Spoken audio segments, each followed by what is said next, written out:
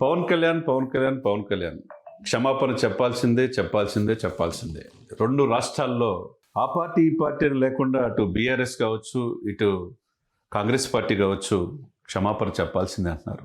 ఏమన్నాడు? నిజంగా ఆయన తెలంగాణ గురించి, తెలంగాణ నాయకుల గురించి, తెలంగాణ రాష్ట్రం గురించి ఏమైనా తప్పుగా మాట్లాడాడంటే అది కూడా లేదు.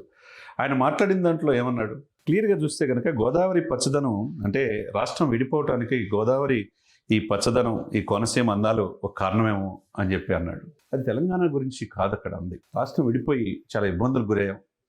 సస్యశ్యామలంగా ఉండాల్సిన గోదావరి కూడా, కొబ్బరి చెట్లు కూడా ఎండిపోయినాయి అనే ఆ కంటెస్ట్తో అక్కడున్న ఎంపీ ఒకవైపు, రాజోలు ఎమ్మెల్యే ఒకవైపు ఉన్నప్పుడు ఆయన చెప్పిన మాట. గోదావరి జిల్లాలో మొత్తం జనసేనతో పాటు టీడీపీ, బీజేపీ మొత్తం కలిపి 100%. ఒక్క సీటు కూడా వైసీపీ అక్కడ గెలవాల. రాష్ట్రం విడిపోక ముందు ఒకసారి కనుక వెళ్తే, ఎందుకంటే మనం సుమన్ టీవీ సాక్షిగా మనం తెలియజేయాల్సింది ప్రజలకి, రాష్ట్రం కలిసి ఉన్నప్పుడు ఆంధ్ర తెలంగాణ విడిపోక ముందు గోదావరి జిల్లాలో ఎవరు ఎక్కువ సీట్లు సాధిస్తారో వాళ్ళే అధికారంలో వచ్చే ఇది మొదటి నుంచి ఉంది. అది 4-5 దశాబ్దాల నుంచి ఉంది. తర్వాత విడిపోయిన తర్వాత కూడా ఆంధ్రప్రదేశ్ తెలంగాణ విడిపోయిన తర్వాత అన్నదమ్ములాగా ఉన్నారు. 11 సంవత్సరాలు ఎటువంటి చిన్న ఇన్సిడెంట్ లేకుండా గత పాలకుల యొక్క పరిపాలన తిరగవచ్చు, ఏ ఇన్సిడెంట్ జరగకుండా కళ్ళలో పెట్టుకొని చూసుకున్నట్టుగా అన్నదమ్ముల్లాగానే ఎప్పుడు కూడా పవన్ కళ్యాణ్ గారు తెలంగాణ ఉద్యమం పట్ల, తెలంగాణ నీళ్లు, నిధులు, నియామకాల కోసం వాళ్ళ ఉద్యమ స్ఫూర్తిని ఆంధ్రప్రదేశ్లో కూడా నేర్చుకోమని చెప్పారు. అనేక సభల్లో చెప్పాడు.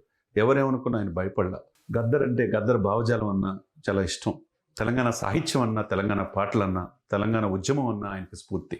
క్లియర్గా 2 లైన్లో చెప్పారు. మాటలు వక్రీకరించవద్దు. రాజోల్ నియోజకవర్గంలో ఉప ముఖ్యమంత్రి శ్రీ పవన్ కళ్యాణ్ గారు పర్యటించిన సందర్భంలో రైతులతో ముచ్చటిస్తూ చెప్పిన మాటలను వక్రీకరిస్తున్నారు. ఇరు రాష్ట్రాల మధ్య సుహృద్భావ వాతావరణం నెలకొన్న ఈ క్రమంలో ఆ మాటలు వక్రీకరించొద్దన్నాడు. క్లియర్గా ఇచ్చారు.